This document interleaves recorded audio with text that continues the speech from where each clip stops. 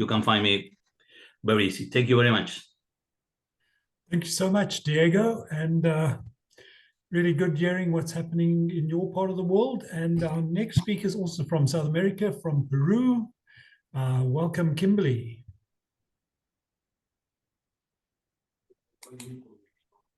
Hello, Gary. Can you hear me? I can hear you fine, thank you. Great, thank you. The floor is yours. Yes.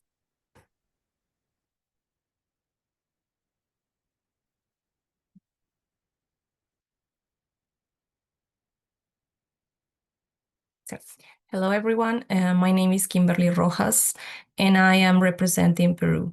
I work as sales and project manager for UAB Latam Peru, and also as a project coordinator for Peru Flying Labs. So it is important to mention that today Peru is celebrating another New Year of Independence Day. So today and tomorrow Peru is celebrating, and it's a huge, important day here in the country. Also, well, about the main industry milestones in the country, and talking about the UAS perspective, because unfortunately eVTOLs and this type of technology is not yet very present in the country. And so I'm going to focus more my presentation in the UAS world. So major projects and initiatives here are around forest conservation monitoring, infrastructure inspection, and also the dock drones are having a huge increase here in the country, and a lot of interest from many different applications. So I think this is very good for us and very important to highlight, because it is an entrance to what is next. And it is very important to help us grow more in this field. And also there is a huge interest in cargo projects in the country. You know, given the very complicated geography that we have here, it is very important to highlight that this technology can help a lot to reach remote areas in which by many ways they are absolutely isolated and don't have access to anything. So there are a lot of projects that require attention regarding transport of medicines, and there has been always a big interest here, but unfortunately sometimes we cannot find the right technology to help here. For example, we have a very important project here, but we need an aircraft with the capacity to carry at least 8 to 3 kilograms, but to have a range of more than 200 kilometers. And that is something that we have not found yet. Because, you know, we have these communities in the jungle that are very, very far away, and having so many times people here die because they cannot have access to the medicine that they need in the right time.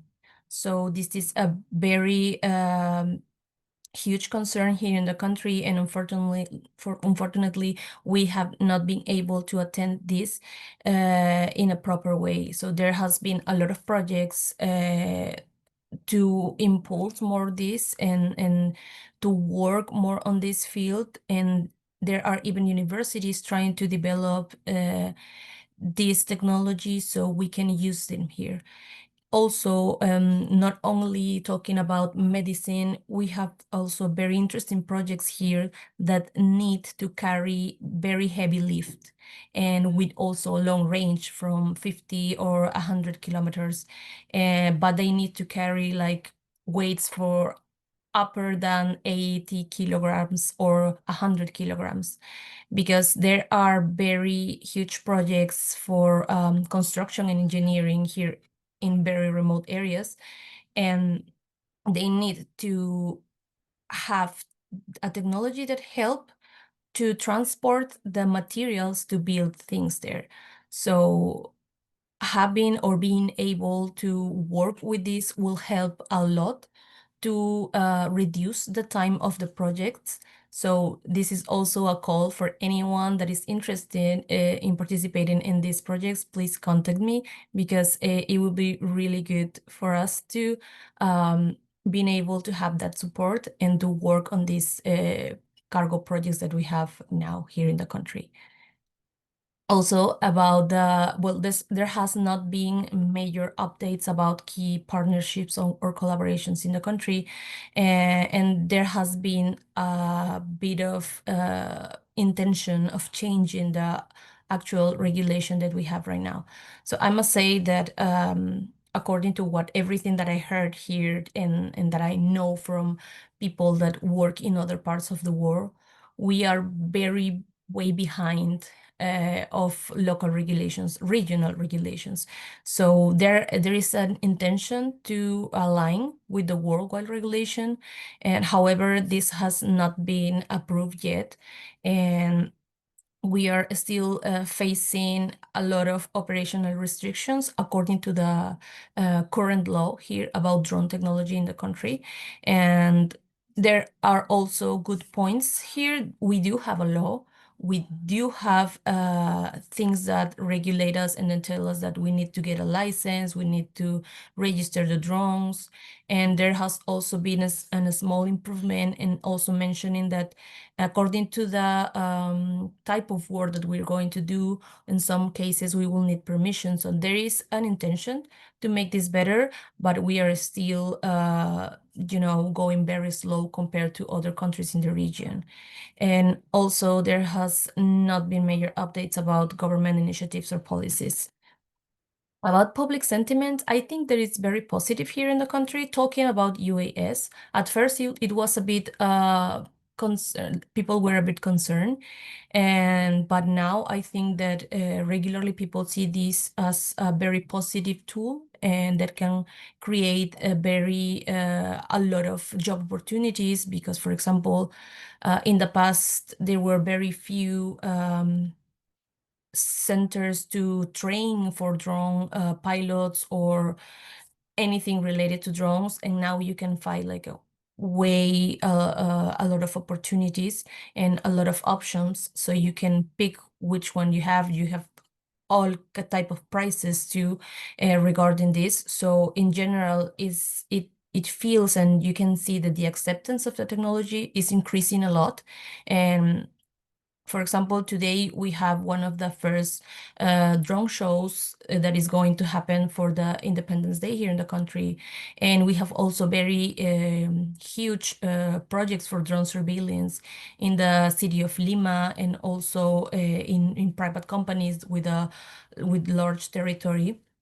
So there is a very positive impact for the technology here, at least talking about UAS. About upcoming events, we don't have many events related to drones or air and space here in the country, but this one happens every 2 years and it's already confirmed for the next year. We hope that many new companies join us and try to connect with the country and see that there is a lot of potential here to develop this technology and to work with us here. So my conclusion will be that there's a huge potential in many industries, and especially in the areas with very remote access, but still we didn't have like enough support to develop more in this. And also talking about the global AAM ecosystem, there is no strategy here, and I can see that a lot of, so the private sector, the government sector, or education, they're all working separately. So we need to be more like working together and to have one single mindset and to establish a plan so we can develop more in this field.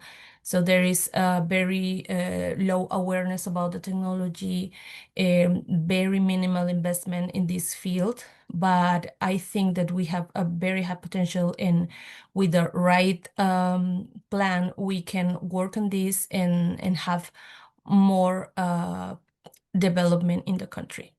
Thank you. If any of you would like to contact me, you can find me on LinkedIn or write me to this email. Thank you so much. Thank you so much, Kimberly. It was really good listening to you. And now we move to Mexico. with Hector. Hector, you ready? Hi, how are you? How is everyone? Well, thank you. Thanks. Let me